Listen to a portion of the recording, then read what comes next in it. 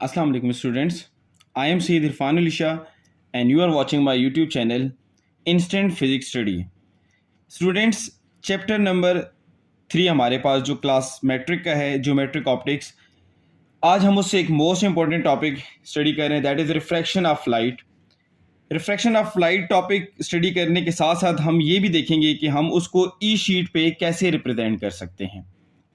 So students, video and तक देखें। मैं एंड में आपको ई शीट के ऊपर दिखाऊंगा कि मैंने ई शीट के ऊपर रिफ्रैक्शन ऑफ लाइट टॉपिक को कैसे लिखा हुआ है और हम उसमें कैसे कंप्लीट मार्क्स ले सकते हैं। स्टूडेंट्स, एक बात याद रखें कि 2 स्टूडेंट्स जो हैं वो डिफरेंट वर्डिंग लिखते हैं, या चले सेम वर्डिंग भी लिखते हैं, लेकिन अगर उनकी प्रेजेंटेशन, उनमें से एक की प्रेजेंटेशन बहुत अच्छी है और एक की प्रेजेंटेशन नॉर्मल है, तो मे बी जिसकी प्रेजेंटेशन नॉर्मल है उससे एक आध मार्क्स या 0.5 डिटेक्ट होने का खतरा होता है। सो दैट्स वाई आपने ये भी देखना है कि हमने ई शीट के ऊपर इसी टॉपिक को प्रेजेंट कैसे करना है। सो स्टूडेंट्स, मैंने प्रीवियस वीडियो में रिफ्रैक्शन ऑफ लाइट जब मैं कर रहा था, रिफ्लेक्शन ऑफ लाइट में मैंने आपको बताया था कि उसको कैसे रिप्रेजेंट करना है।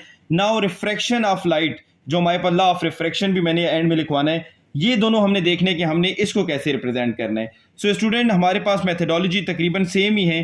सबसे पहले देखिए मेरे पास दिस इज इंसिडेंट लाइट, हमारे पास ये लाइट रे जो हमारे पास फ्रॉम सोर्स आ रही होती है, ठीक है ना। सो स्टूडेंट, यहां पे देखिए मैंने सबसे पहले क्या हेडिंग लिख दी, लाइट रे।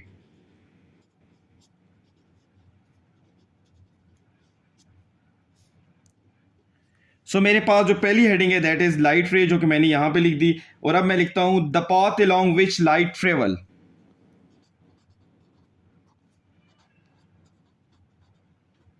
The path along which light travel। So student, ये देखिए मेरे पास ये वो लाइट, इंसिडेंट लाइट है जो हमारे पास इस पाथ से जा रही है।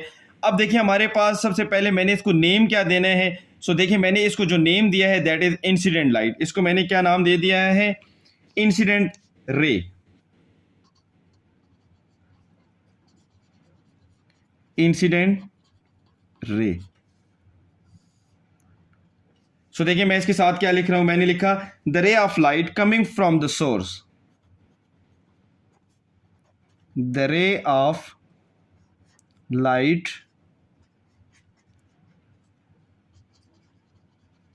Coming from source. ये देखिए मैंने the ray of light coming from source की मैंने यहां पे क्या बना दी है, हेडिंग बना दी है। नाउ नेक्स्ट हेडिंग देखिए मैं किस चीज की बना रहा हूं, that is angle of incident, ठीक है ना। नाउ एंगल ऑफ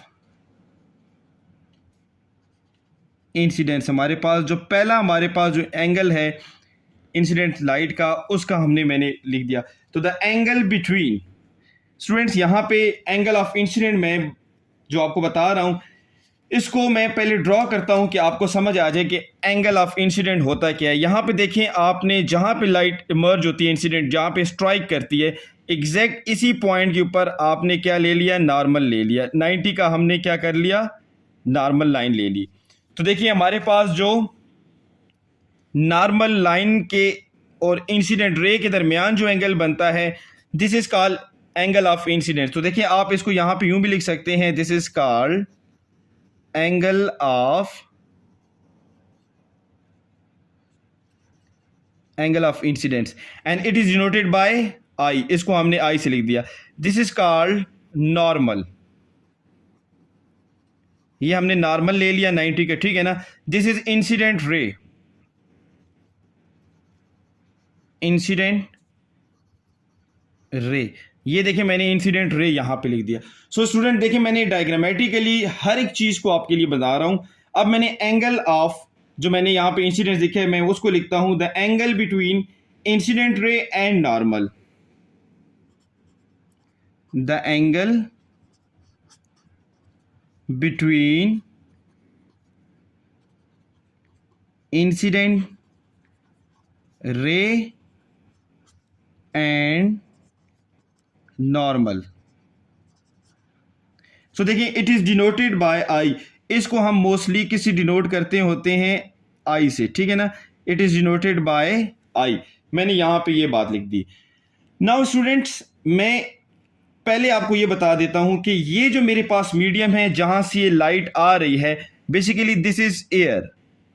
ये जो सारा मीडियम है दिस इज एयर। देखिए मैंने यहां पे भी लिख दिया दिस इज एयर।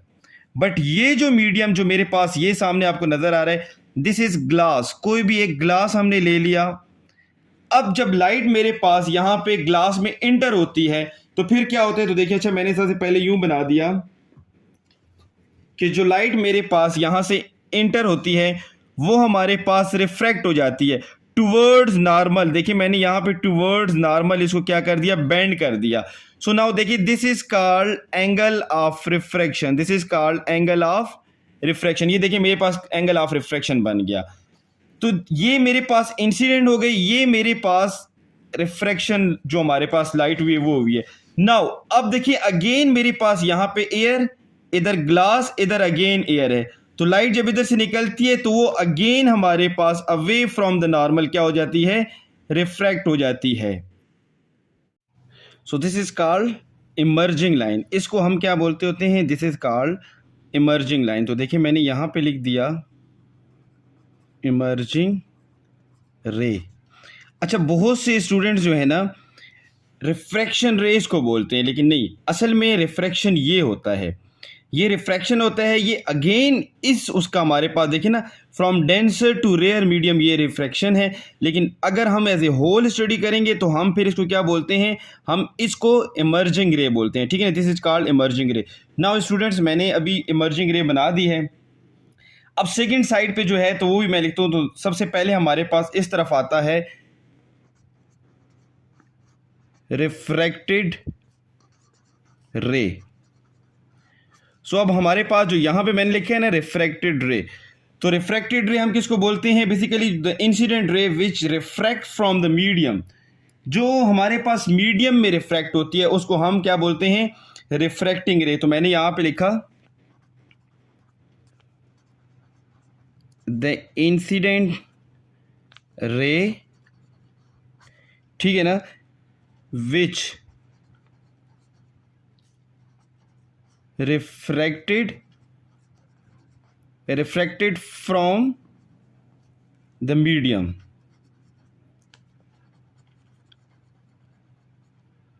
सो देखिए यहां पे मेरे पास ये हमारे पास क्या हो जाता है कि रिफ्लेक्टेड रे वो होती है जो इंसिडेंट रे से, देखिए ये मेरे पास इंसिडेंट रे है हमारे पास, ये देखिए this is called reflected ray हमारे पास। ठीक है, ये रिफ्लेक्टेड रे हमारे पास हो गई। नाउ नेक्स्ट मैंने क्या लिखना है, बेसिकली एंगल ऑफ रिफ्रैक्शन। तो ये देखिए मैंने क्या लिखा,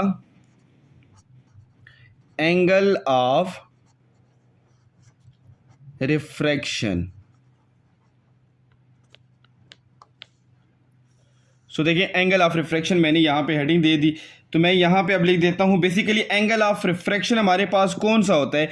तो ये देखिए मेरे पास जो नॉर्मल के साथ टुवर्ड्स हमारे पास जो लाइट बैंड हुई है, ये जो एंगल है, this angle is called angle of refraction. तो आपने अगेन इसमें वही लिखना है, द एंगल, ठीक, जो एंगल हमारे पास है between normal and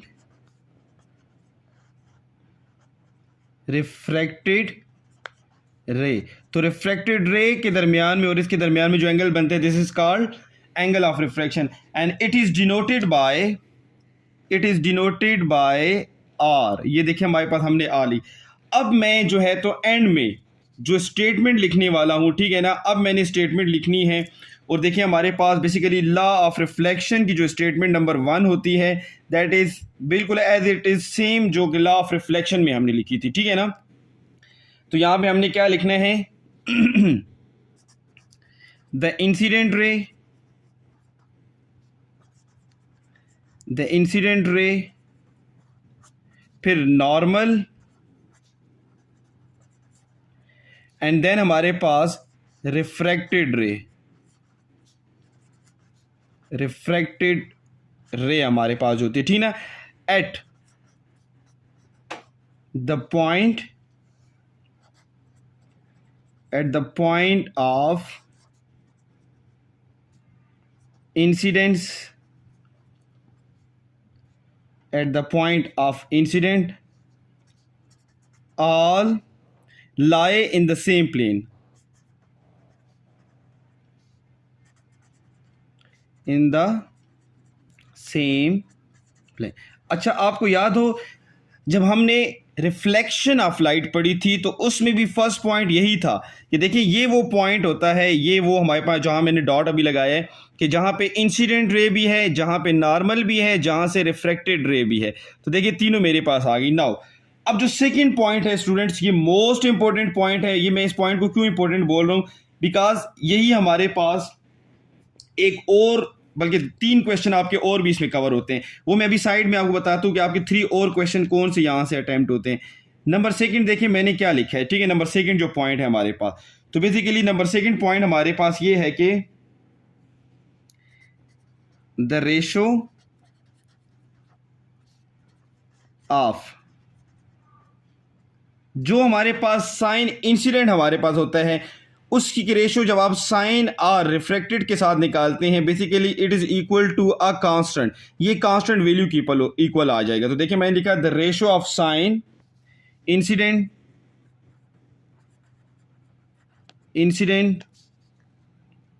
angle i. तो मैंने यहां पे देखिए एंगल आई को नजर अलग से शो कर देता हूं ताकि वो क्लियरली नजर आए हमारे पास, ठीक है। Angle I to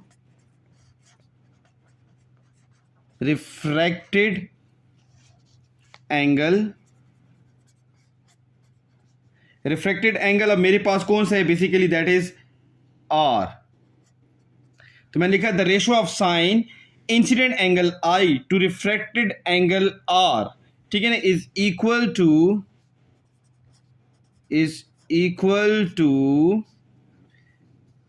to constant. ये कांस्टेंट की इक्वल होता है, ठीक है ना। अब यहां पे देखिए मैंने इसको मैथमेटिकली मीन फार्मूला वाइज कैसे लिख रहा हूं, तो फार्मूला वाइज देखिए मैं इसको लिख रहा हूं कि साइन जो हमारे पास इंसिडेंट एंगल आई, जो आपके पास साइन एंगल इंसिडेंट था, ठीक है, divided by sine R is equal to constant. And basically मेरे पास क्या है, दिस इज कांस्टेंट। अच्छा स्टूडेंट्स, यहां तक तो मेरे पास लॉ ऑफ रिफ्रैक्शन प्रूव हो चुका है, मीन हमारा लॉ ऑफ रिफ्रैक्शन हमारे पास कंप्लीट हो चुका है। अब मैंने यहां पे आपको बताना है कि अगर आपके पास पेपर में ना 2 एसएलओ बेस के क्वेश्चन आ जाते हैं, ठीक है।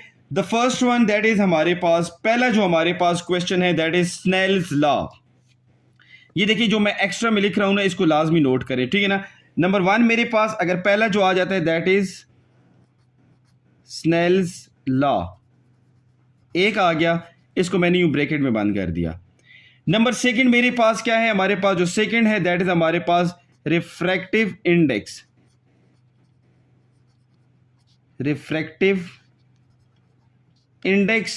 But in terms of angle, क्योंकि एक रिफ्रैक्टिव इंडेक्स आप स्पीड ऑफ लाइट से फाइंड आउट करते हैं, एक होता है हमारे पास इन टर्म ऑफ एंगल होता है, जो कि हमारे पास यही है।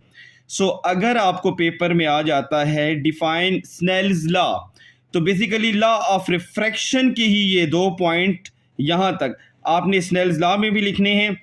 Basically this is also called Snell's law.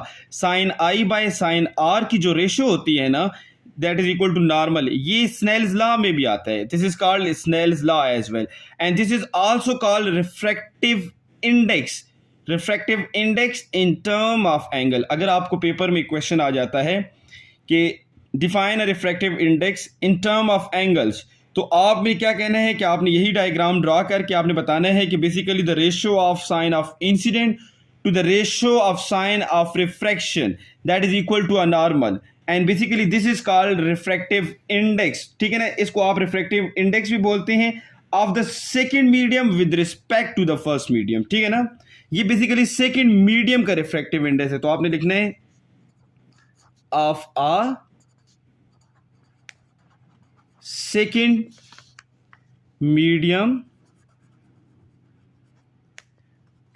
with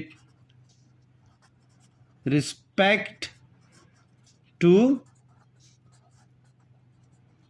first medium. Mean air के साथ ना जो हमारे पास रिफ्रैक्टिव मीडियम बनते हैं वो हमारे पास ये है। सो देखिए यहाँ से हमने एक ही क्वेश्चन में लॉ ऑफ रिफ्रैक्शन में हमने 3 क्वेश्चन बेसिकली सॉल्व किए। अच्छा स्टूडेंट्स, यहाँ पे मैं आपको एक और बात बता देता हूँ कि ये तो हमारा लॉ ऑफ रिफ्रैक्शन हो चुका है, ठीक है ना। अब बेसिकली हमने इसको जो है ना तो ई शीट पे कैसे रिप्रेजेंट करना है। अब देखिए ई शीट पे रिप्रेजेंट करने के लिए मैंने आपको पहले जैसे बताया था कि मेरे पास फर्स्ट ऑफ ऑल हमने लॉ ऑफ रिफ्लेक्शन मैंने यहाँ पे रिप्रेजेंट किया था। ये देखिए मैंने complete law of refraction with diagram बना के दिखाया हुआ है। अब स्टूडेंट इसमें मेन बात क्या है, देखिए मेन बात ये है कि जब भी एग्जामिनर पेपर चेक करता है ऑटोमेटिकली उसको लाइट, ठीक है ना, लाइट रे, incident ray, angle of incident, refracted हमारे पास, ठीक है ना, रे, एंगल ऑफ रिफ्रैक्शन, अच्छा incident angle, reflection angle, emerging ray, glass, incident ray, incident angle, refracted angle, सब कुछ यहाँ पे देखिए शो हो रहा है। इवन यहाँ पे 2 स्टेटमेंट्स में मैंने लॉ ऑफ रिफ्रैक्शन भी लिख दिया है कि the incident ray, normal and refracted ray of the point of incident all lie at the same point. देखिए सेम प्लेन सेम पॉइंट के ऊपर, ये देखिए मैंने यहाँ पे एक डॉट लगा दिया, इसी डॉट के ऊपर से आप इंसिडेंट, नॉर्मल, रिफ्रैक्टेड तीनों फाइंड आउट कर सकते हैं, नंबर 1। नंबर 2 देखिए मैंने the ratio of sine of incident I to the refracted angle R is equal to this and this is called Snell's law as well. लेकिन अभी यहाँ पे मैंने ऊपर जो हेडिंग दी है that is law of refraction, that's why मैंने इसको स्नेल्स लॉ में नहीं लिखा। सो स्टूडेंट देखिए मैंने ई शीट पर उसी क्वेश्चन को लिखा है जो कि आपको सामने शो हो रहा है। तो ई शीट पे अगर आपका क्वेश्चन ऐसे लिखा हुआ है तो आपका 1 मार्क, पॉइंट मार्क भी आपका डिटेक्ट नहीं होता। सो असल चीज़ क्या होती है कि आपने इसको ई शीट पे रिप्रेजेंट कैसे करना है। स्टूडेंट्स आपको यही नोट्स मेरे इंस्टाग्राम के पेज shah.coaching academy पे मिल जाएंगे। आप वहाँ से इन नोट्स को या इनकी पिक्चर ले लें, इनको कॉपी कर लें अपने पास, ताकि आपको ई शीट पे लिखने की भी प्रैक्टिस हो जाए। सो स्टूडेंट चैनल सब्सक्राइब करना ना भूलें, बेल का आइकन प्रेस कर दें ताकि मज़ीद वीडियोज़ की नोटिफिकेशन आपको आती रहे। Thank you so